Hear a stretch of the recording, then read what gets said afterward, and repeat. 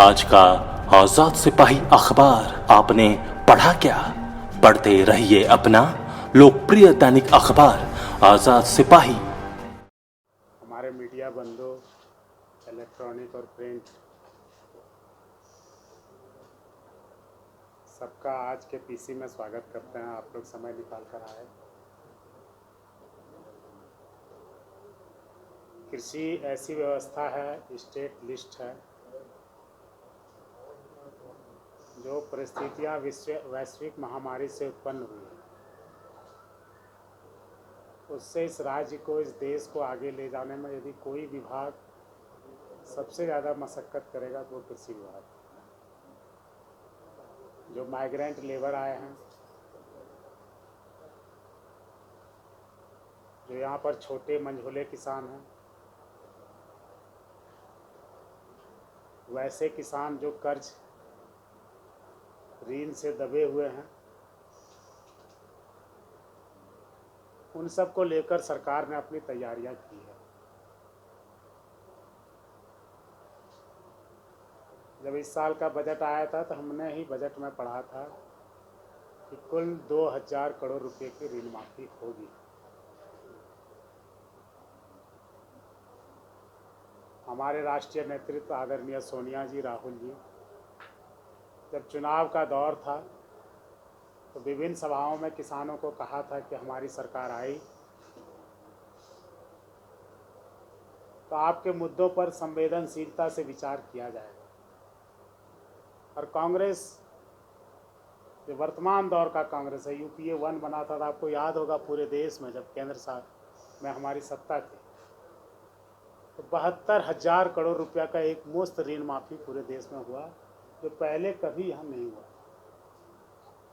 और उसके बाद जहाँ जहाँ हमारी सरकारें हैं कांग्रेस की, आप देख सकते हैं कि वहाँ ऋण माफी की प्रक्रिया हुई है, कहीं प्रक्रियाधीन है।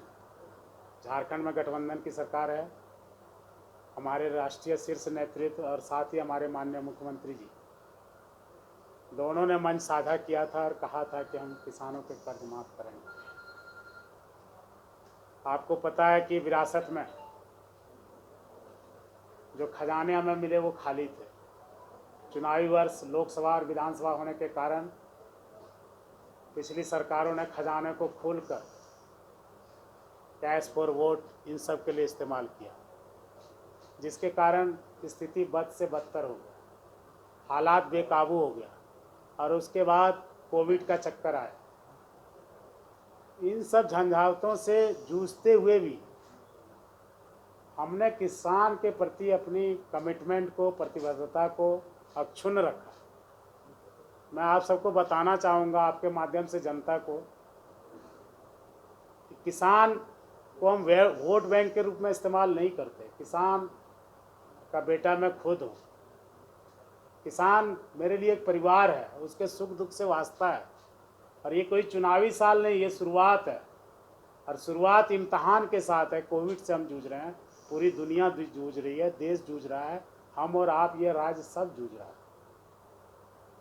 लेकिन इन सब के बावजूद मैं आज आपके माध्यम से इस राज्य को, राज्य की जनता को, माननीय मुख्यमंत्री जी ने और हमारे प्रभारी RPN सिंह साहब ने, रामेश्वर उरांव साहब, आलमगीर साहब, सब ने मिलकर परसों सहमति दी। जो 2000 करोड़ की ऋण माफ़ी की प्रक्रिया थी वो टेक्निकली माननीय मुख्यमंत्री जी से साइन होकर अब मेरे ऊपर है कि कितने जल्दी इसको लोगों को डिस्पर्स करें। मैं ये बताना चाहूँगा कि अभी पिछले सरकार में, जो भाजपा की सरकार थी, जितने भी किसानों ने कर्ज लिया 1 अप्रैल 2014 से 31 मार्च 2020 तक तकरीबन 7,61,869, यानी लगभग 8 लाख लॉनी फार्मर हैं।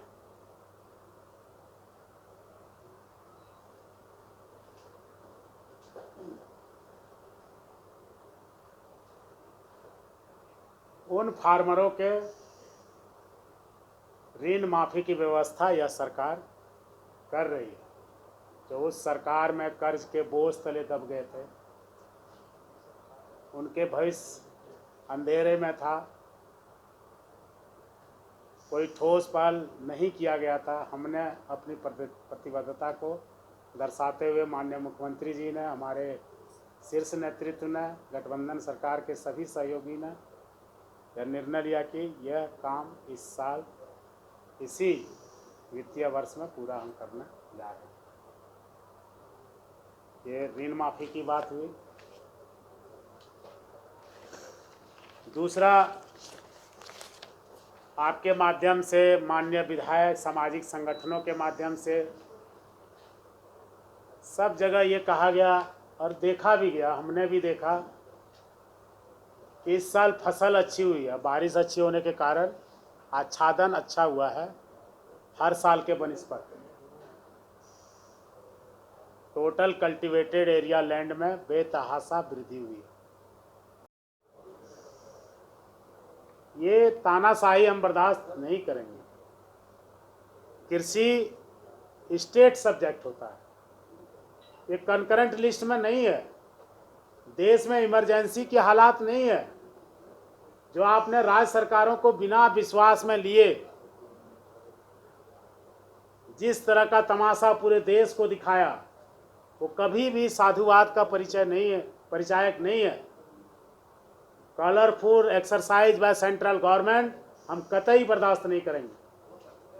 ये लोकतंत्र है, फेडरल सिस्टम है, संघीय ढांचे का सम्मान करना था उनको बताना चाहिए कि किन परिस्थितियों में राज्य सरकारों की सहमति लिए बिना आपने लोकसभा और राज्यसभा में इस बिल को आनन फानन में पास कराया। वो दृश्य अभी आपके सामने होगा राज्यसभा का कि किस तरह की बर्बरता वहाँ की गई। जनता की बात जनतंत्र में नहीं सुना जाएगा तो कहाँ सुना जाएगा। इस मामले में हम यही कहना चाहेंगे, माननीय मुख्यमंत्री जी से बातचीत हो रही है, किसान के हितों की रक्षा करना हमारा परम धर्म होगा। ये जो बिल है किसानों के लिए डेथ वारंट है। एक लाइन में कहें तो 40 लाख मंडियां हैं पूरे देश में, बाजार समितियां हैं, उनकी अपनी संरचनाएं हैं।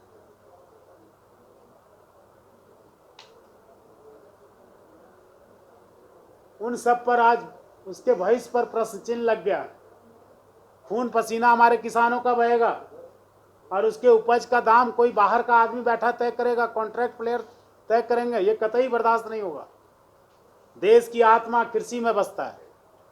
किसान इस देश के सच्चे संतान हैं और उसका प्राइवेटाइजेशन, उसका निजीकरण इस देश के आत्मा को बेचने के समान है। मोदी जी को यहाँ के किसान कभी माफ नहीं करेंगे। सर, इसी में एक सवाल, बीजेपी के सांसद